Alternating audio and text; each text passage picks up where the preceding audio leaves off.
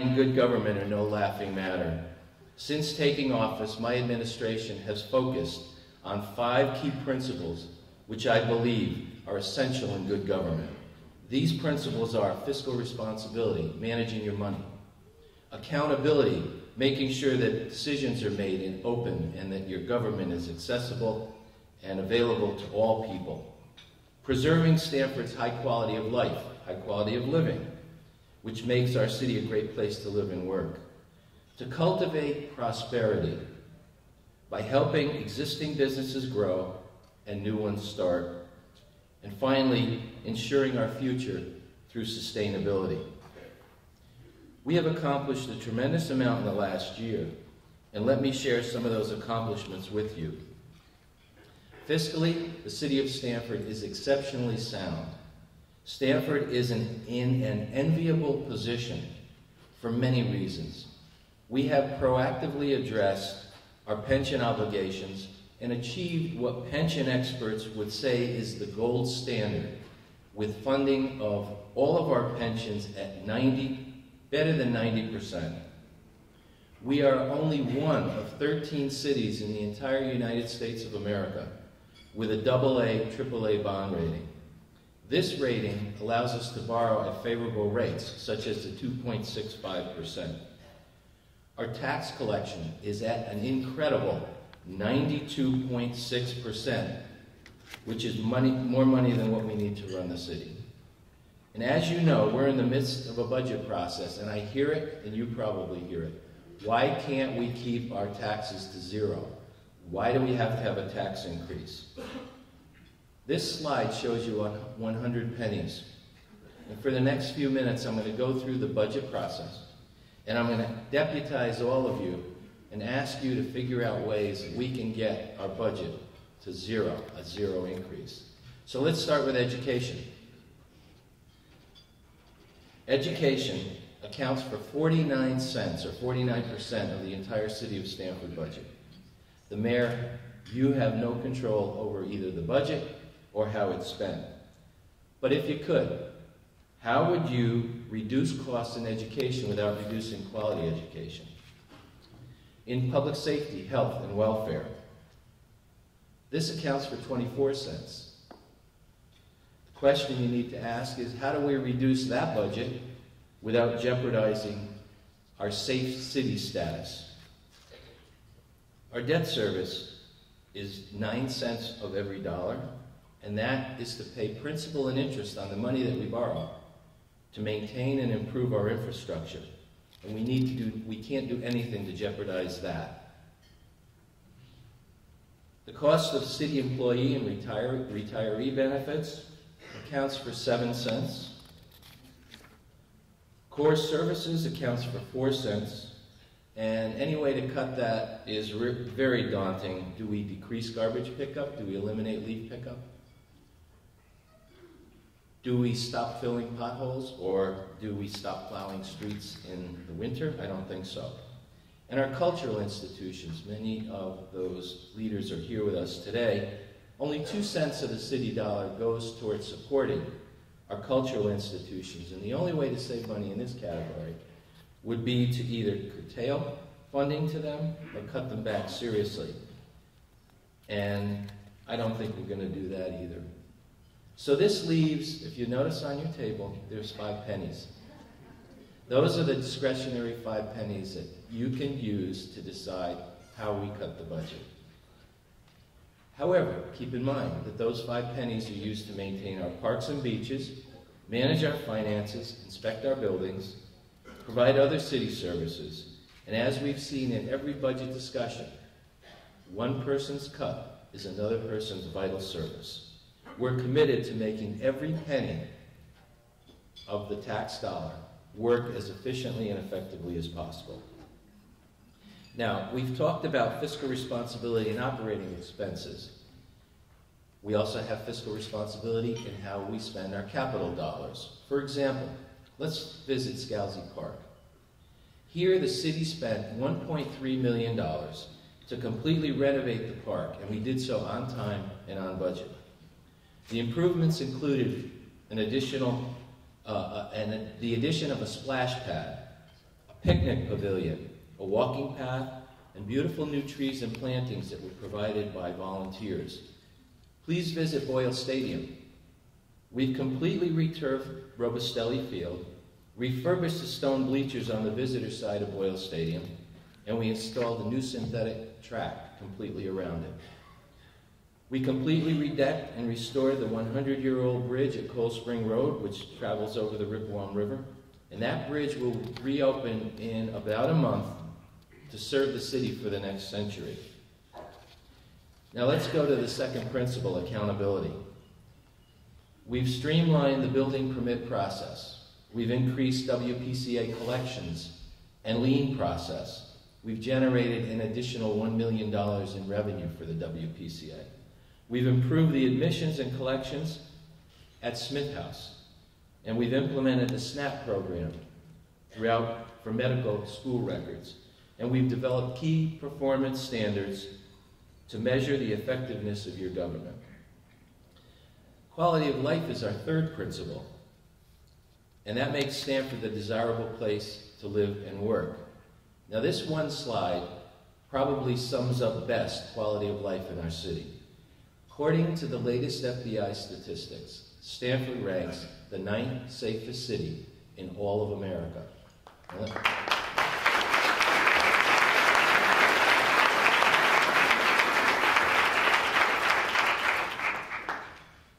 I'm not looking for applause, but let me repeat that.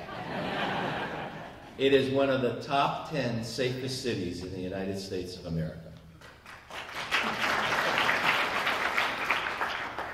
And let me tell you how they've done it. Our police department has developed remarkable capabilities just in the last 2 years. They've expanded the bomb squad, expanded undercover operations, developed a special response team. Canine units have grown. We even have a bloodhound, Cleo. A hostage negotiation team and other specialized units all work very hard against crime in the city of Stamford. And that is a credit to Chief Nivikoff, his leadership, his administration, and all the men and women of the Stamford Police Department.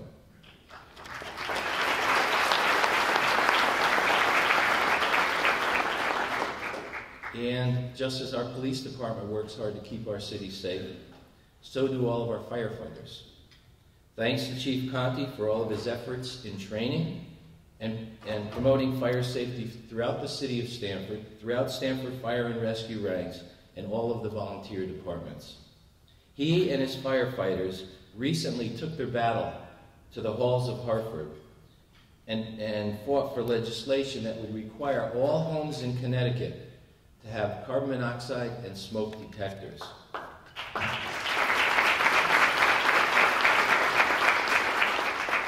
And much has been written and said about my proposed fire plan, which is currently awaiting the Board of Reps' approval. Fragmented fire service was a problem when I entered office. And after months of working and thorough analysis, measures were recommended to ensure consistent fire service throughout the city within the confines of what we had to work with. So now I urge the Board of Representatives to move forward and hold their public hearings, gather any additional information that they may need, and improve fire service throughout all areas of the city. Our health department works throughout the city as well to keep our city citizens healthy. Under the talented leadership of Ann Fountain, the department performs important programs like well water testing, restaurant inspections, vaccination programs, social services, clinics, health fairs, and wellness activities. And in the past year, we've made improvements at our beaches at Cubetta Stadium and in Cummings Park, Cove Island, Dorothy Heroy Park, and many, many others. And creative public-private partnerships are what will make the Mill River the spectacular park that it will soon be. Our fourth principle, prosperity, funds all the wonderful things that we enjoy in our city. We've increased our grand list by over $250 million this year. Stamford is the only city in Connecticut to have its grand list increase.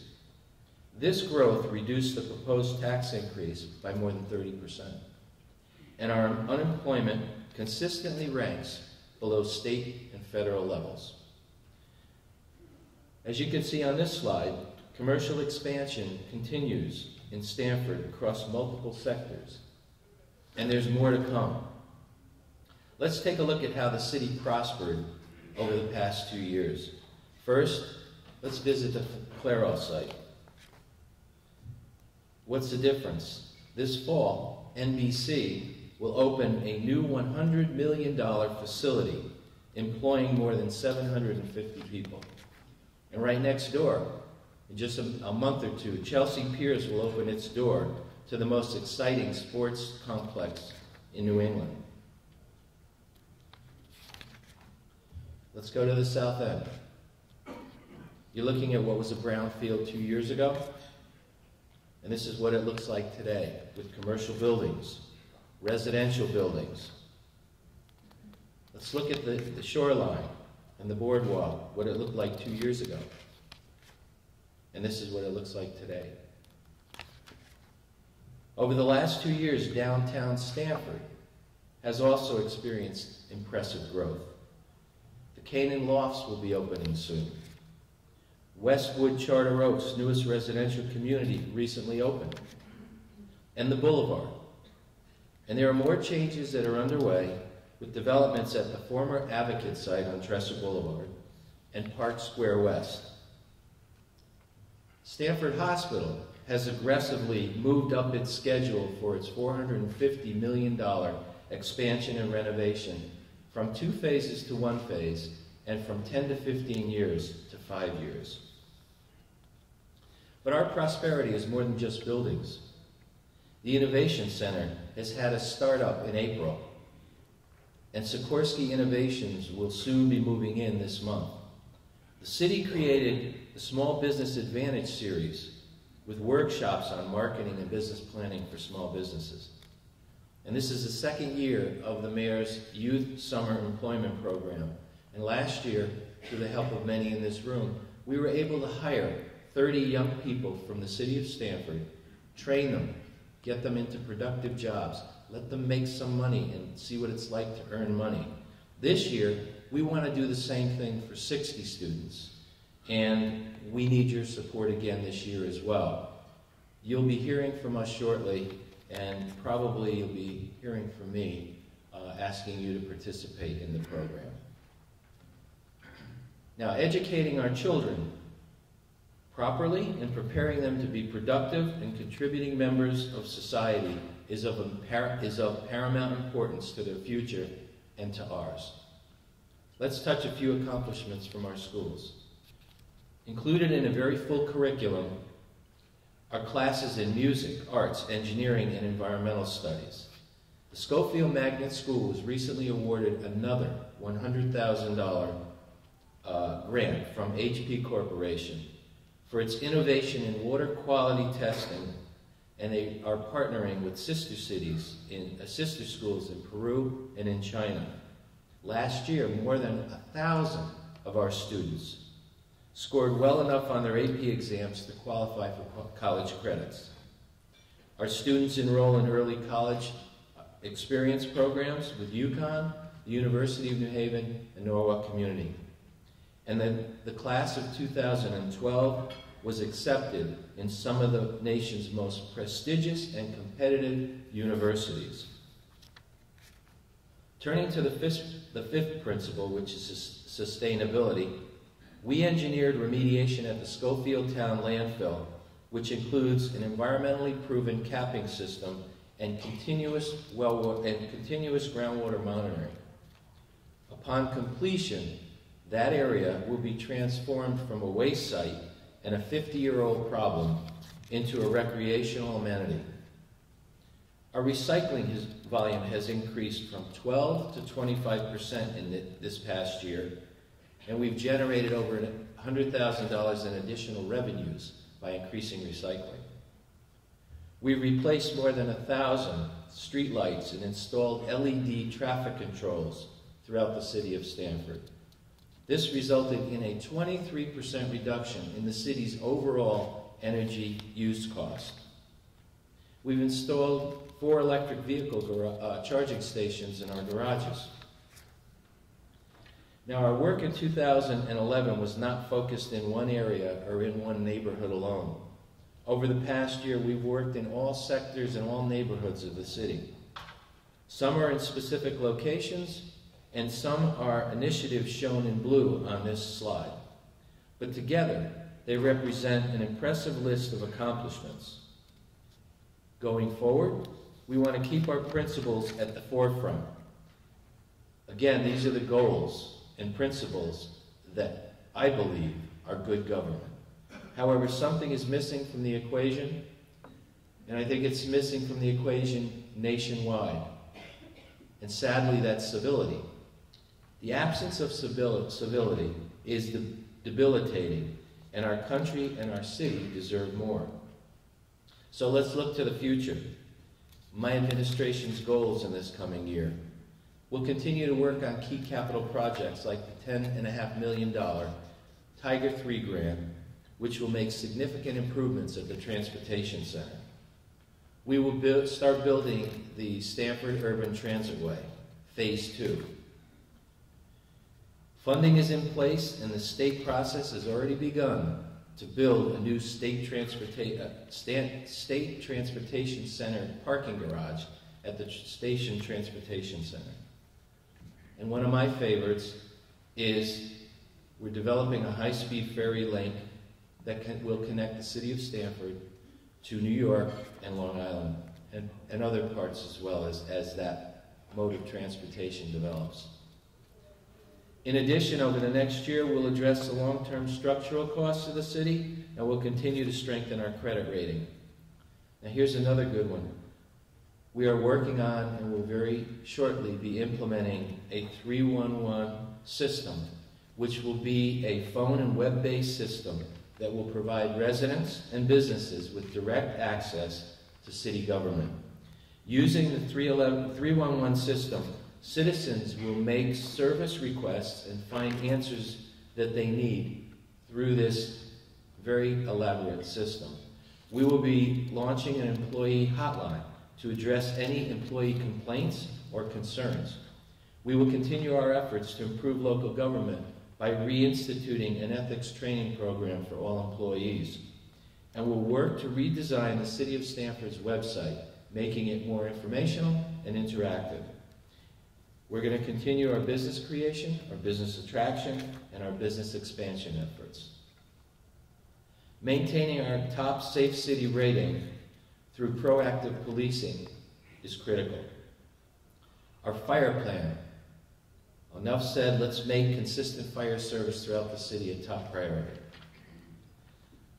We want to complete Phase 1 of the Mill River, and on August 25th, the city, in collaboration with other organizations and community agencies, will be conducting an event called Hands for Life. We will be training, hopefully, 10,000 people in the technique of hands-only CPR. In September, on the 21st through the 23rd, Stamford Lights Festival weekend will have a weekend full of different activities throughout Stamford's neighborhoods, and it'll culminate with the lighting of the train station and a new illumination developed by an award-winning artist. In the next year, we will continue to install additional street lighting and traffic controls that are energy efficient. We're going to increase our recycling rate beyond 25%. And we're working with CL&P, the Bartlett Arboretum, and private arborists to develop a model program for identifying trees that need to be dealt with, trimmed, taken down, replaced, whatever, in anticipation of future storms in the effort of minimizing power disruption throughout the city.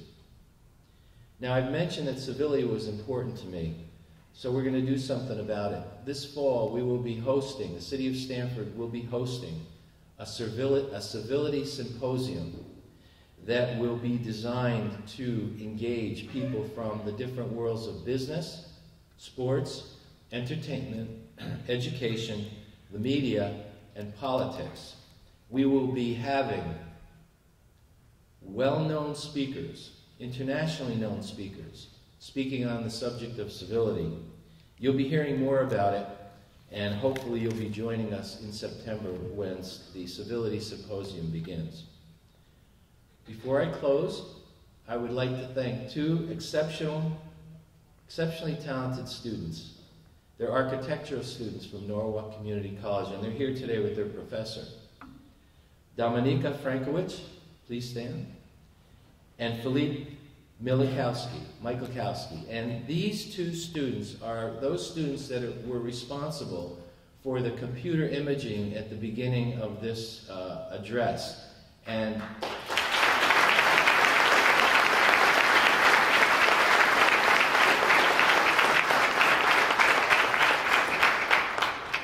fell in love with it when I saw it, and I thought it would be a great way to introduce the kind of innovation and the new direction that's taking place by the creative thinking of many of our young people throughout the city of Stamford. And those of you who are in real estate, I advise you to talk to these folks, because what they can do for you and your real estate programs and your real estate advertising is incredible.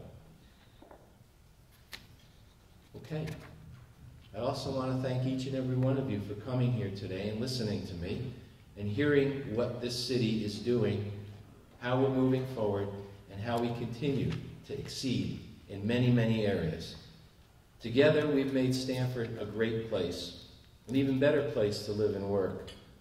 We're more financially sound, we're more fiscally responsible, we're more prosperous, we're more environmentally sustainable, and we're better positioned for the future.